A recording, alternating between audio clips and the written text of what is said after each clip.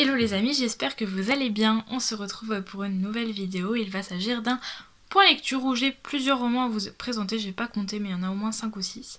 Donc on ne va pas tarder et on va y aller tout de suite.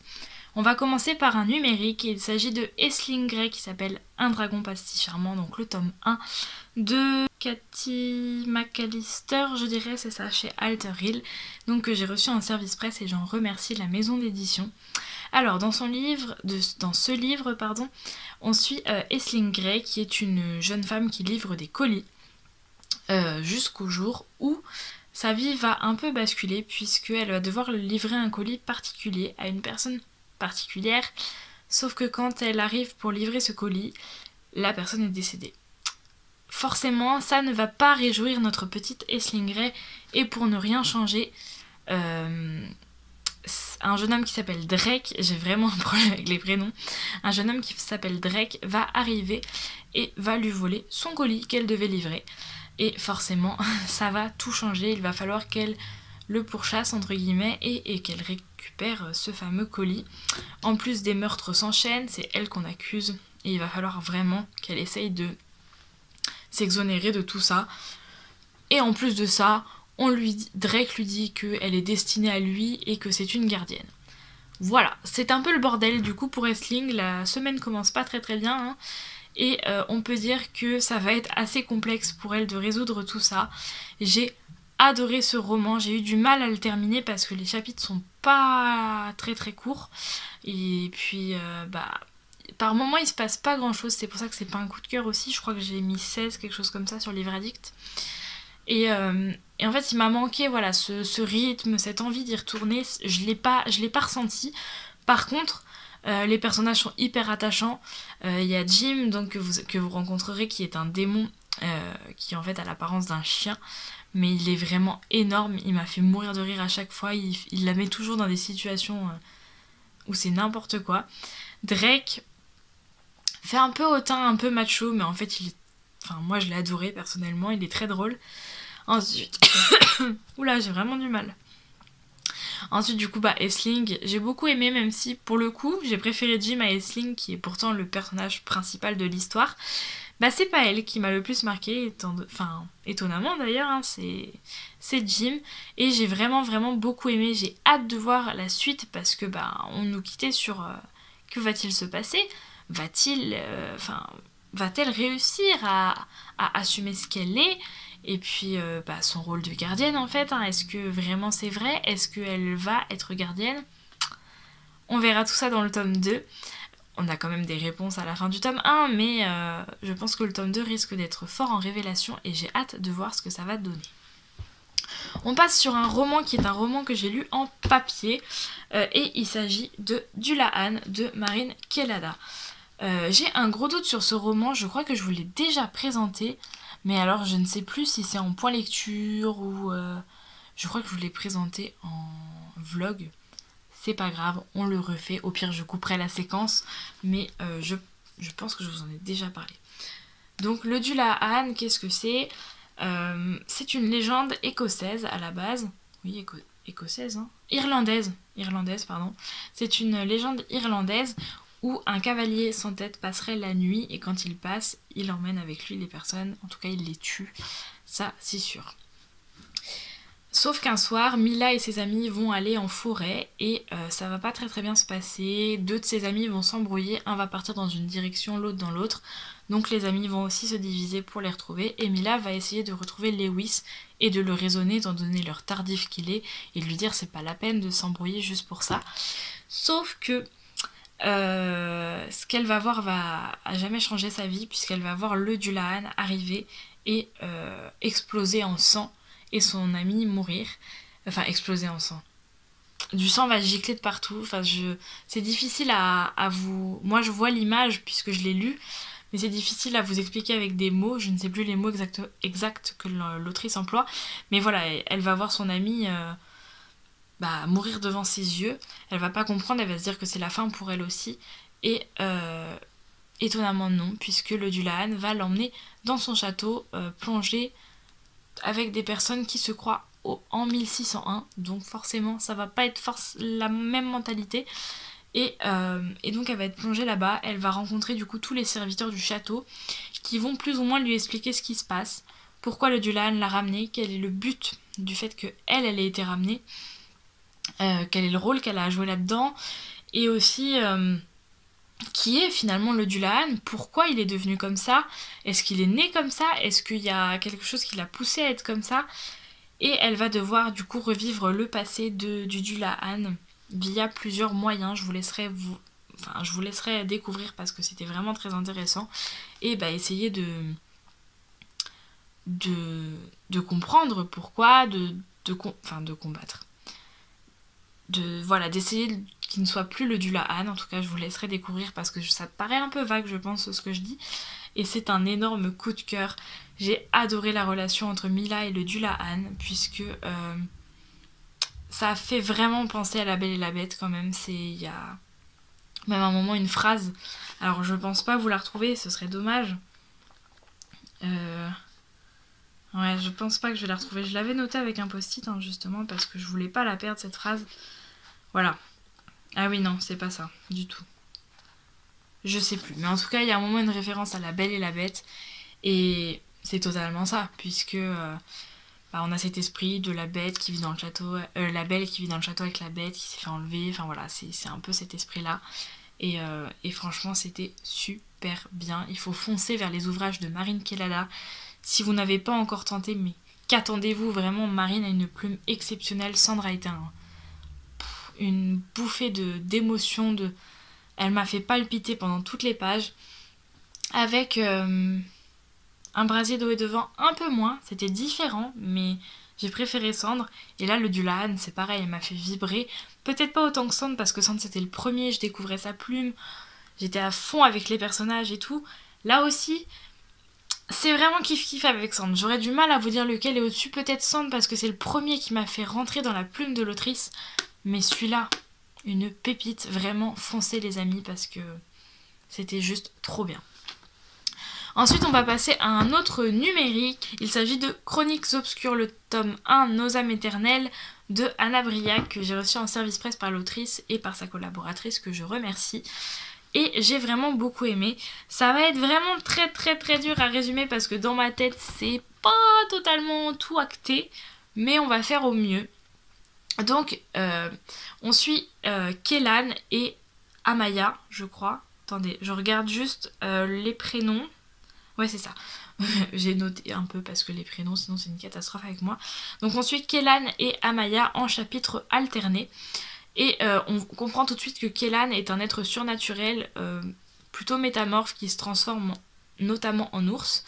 Et que Amaya est une jeune femme qui travaille dans les livres, tout ce qu'il y a de plus normal, jusqu'au jour où elle va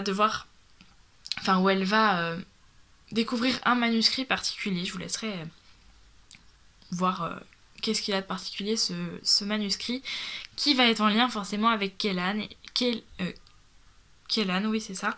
Il y a forcément un lien qui se fait entre les deux à un moment donné, et le lien était vraiment très très étrange. On sent qu'une malédiction tourne autour d'Amaya, des obscurs. En fait, il y a tout un monde qui se crée. L'univers est hyper complexe, pas compliqué mais complexe, il y a beaucoup de choses. J'ai eu du mal un peu à rentrer dedans. Les chapitres sont courts, donc ça c'est sûr. Si vous aimez les chapitres courts et que vous le lisez en papier, parce que je l'ai lu en numérique, c'est peut-être ça aussi qui fait que j'ai été moins vite.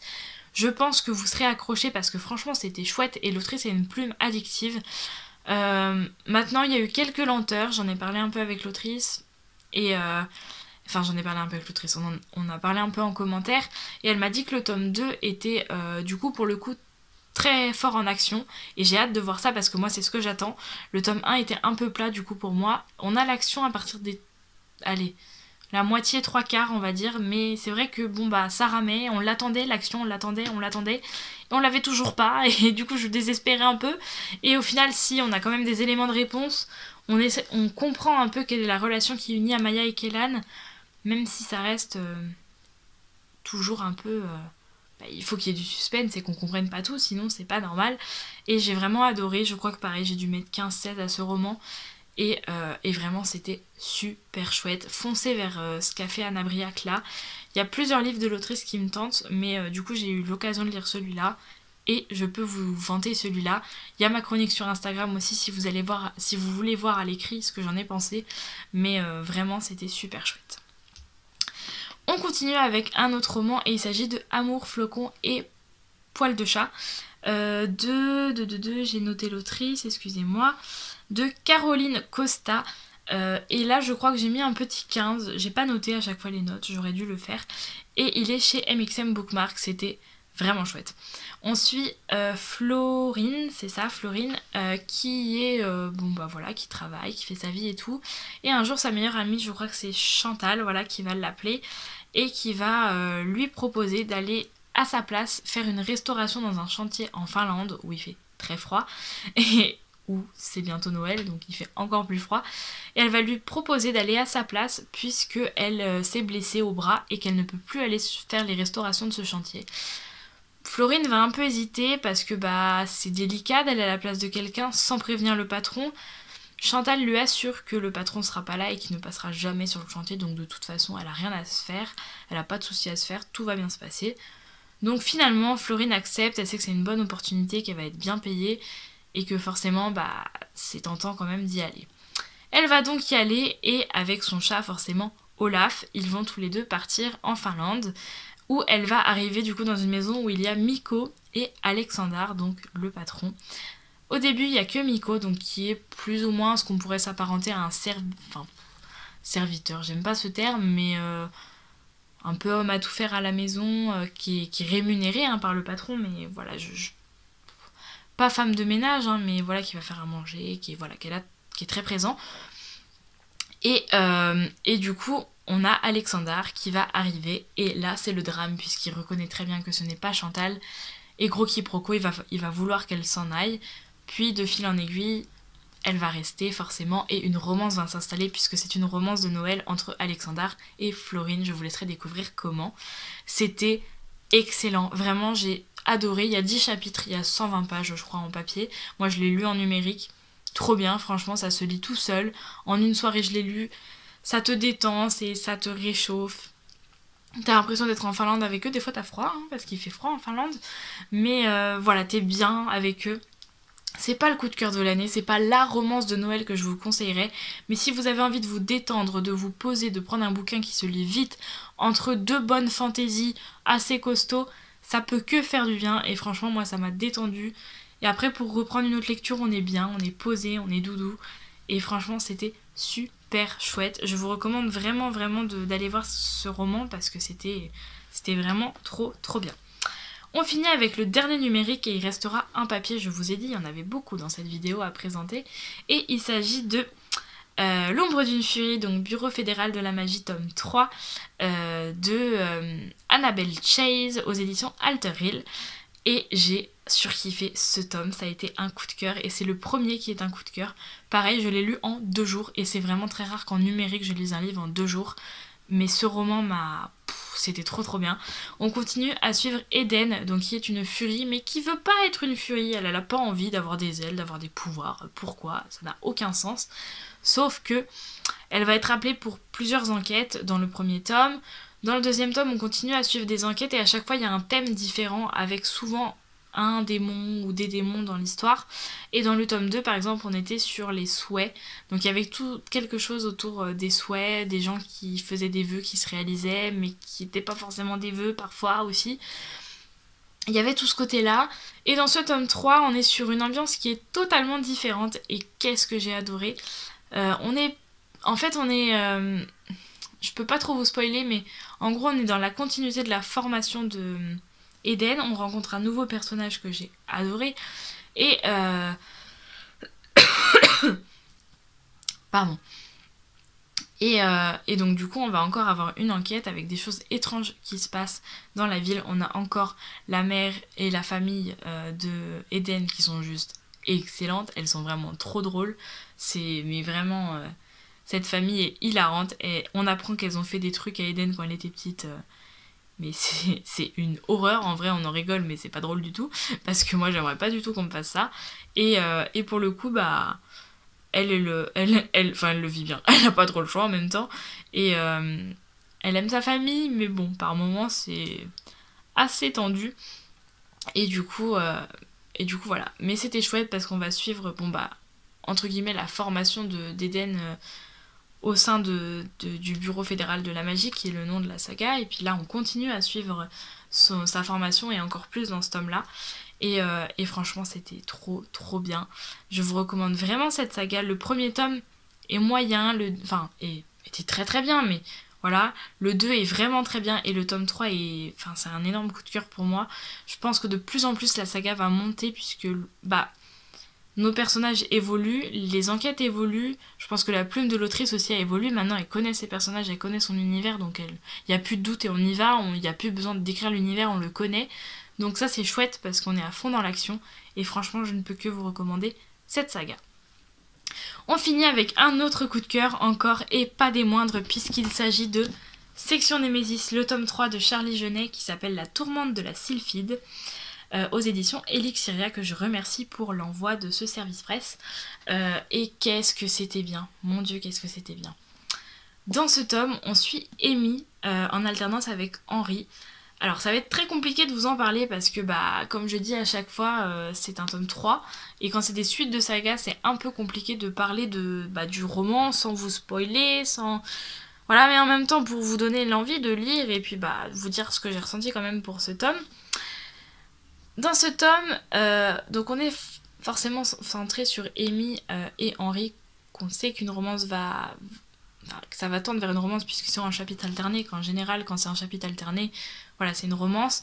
Dans le tome 1, on avait Eve et Luc, dans le tome 2, on avait Sean et Shan, qui sont, je pense que c'est mes chouchous. J'ai beaucoup aimé ce tome 3, mais le tome 2, quand même, Sean et Shan étaient très très haut dans mon cœur. Dans ce tome 3, ça va être différent puisque je peux pas trop vous dire parce que c'est quand même spoilant de vous dire ce qu'est Henri par rapport à Amy. Mais ce qui était vraiment très étrange, c'est que Amy a déjà eu 2 âmes sœurs. On nous explique que dans cet univers, les personnages ont 2 âmes sœurs, un du côté de la lumière, un du côté sombre, obscur, tout ça. Et que suivant vers lequel ils tendent, ils tendront vers la lumière ou vers l'obscurité. Cependant, nous ce qu'on apprend, c'est que les 2 âmes sœurs d'Amy sont morts.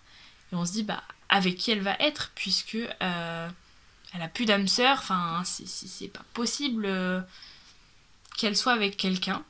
Et pourtant, l'autrice a réussi à nous faire quelque chose de dinguissime. Mais quand je vous dis dinguissime, les amis, ce tome, la fin, est horrible.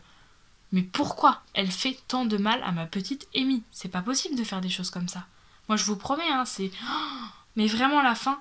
J'ai failli enchaîner avec le tome 4, mais j'ai trop de choses à lire donc je peux pas. Mais je pense qu'il va pas tarder parce que c'était vraiment super chouette. Et en fait, je me rends compte que je vous ai rien dit de ce qui se passe dans ce livre. Mais je peux pas vraiment parce que j'ai peur de spoiler en disant des choses sur ce roman. Je vais vous faire vraiment 2-3 lignes. En fait, dans ce tome, il va y avoir un gros problème de réseau électrique, d'où le fait qu'on se réfère à Henri, qui est un personnage important. Et en parallèle, Amy, elle a envie d'être mise dans une affaire, qu'on lui confie une affaire. Donc quand Sean, le directeur entre guillemets de la section Némésis, va lui confier une affaire, elle est trop contente. Et forcément, l'affaire va se rejoindre entre Amy et Henri. Sur le réseau électrique, pourquoi ça a cramé, est-ce que c'est dû à des surnaturels, est-ce que c'est pas dû à des surnaturels? C'est vraiment très étrange que ça persiste, parce que sinon ça ne persisterait pas si c'était pas des êtres surnaturels. Là pour le coup, ça persiste, donc c'est étrange. Et vraiment c'était... Mais je peux pas trop vous en dire parce que c'était chouette. Et en même temps sur ce tome, j'ai trouvé que l'action était plutôt en second plan, et qu'on était vraiment concentré sur Amy et Henri. Et ils vivent des choses qui sont pas faciles.